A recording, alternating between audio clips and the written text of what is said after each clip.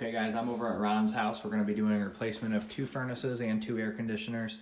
These are existing 95% efficient systems, but there's only 2-inch flue pipe coming off the top of these, and that 2-inch flue pipe runs for quite a ways. There's probably about 40 foot of flue pipe that runs off of these systems. So we'll come off of our new systems with 3 or 4-inch pipe, come up off the system, run down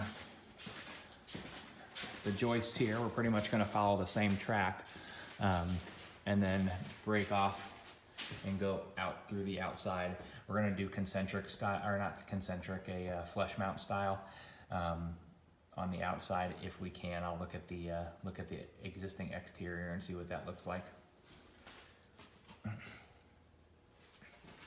Back over to the systems. New drain lines, new condensate lines. They'll run to the floor drain over here.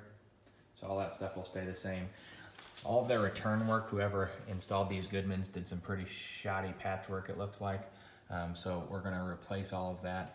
Come down with 2 new returns, put our 5-inch April Air media cabinet in on each one of these systems. And then over here for the gas line side, all the gas lines can stay. They're copper into black iron. There's a dirt leg and a shut-off valve with the union.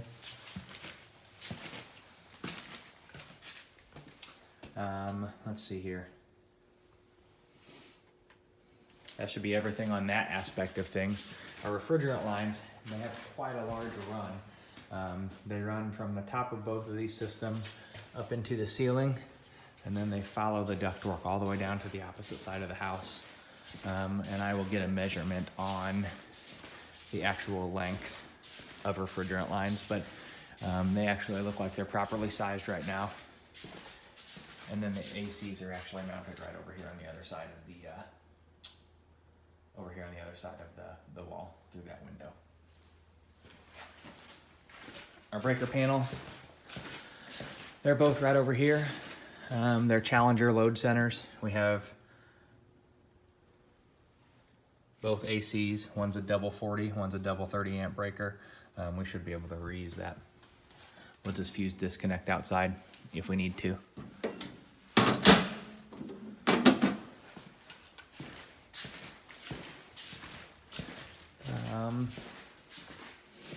Let's see here. That should pretty much be everything downstairs.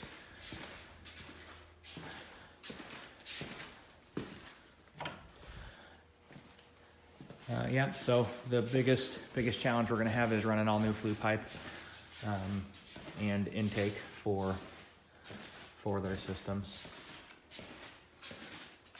That should be it. Next video will be outside. One thing I didn't mention is we're actually going to flip these systems around too, so have everything facing out towards the basement so they can get in and actually access. So you got some room to work.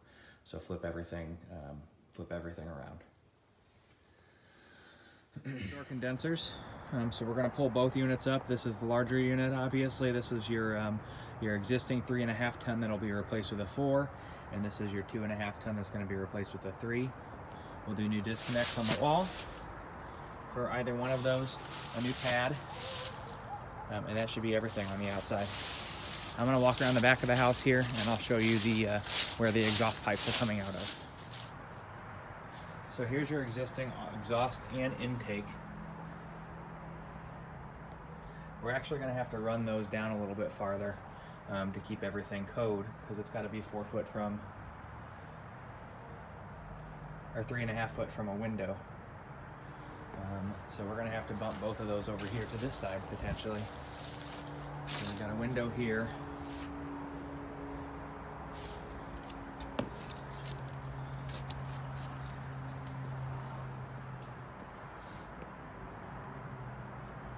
Yeah, we'll have to check on those and figure out what the best plan of attack is. We may even have to go to the front of the house with flush mounts. Guys, we're on the front of the house now. The center window here is not an operable window, so we may have to come out of the front of the house over here in the corner, or right over here with one pipe flush mount. We just kind of have to take a look at it when you get here and see what's going to pass code.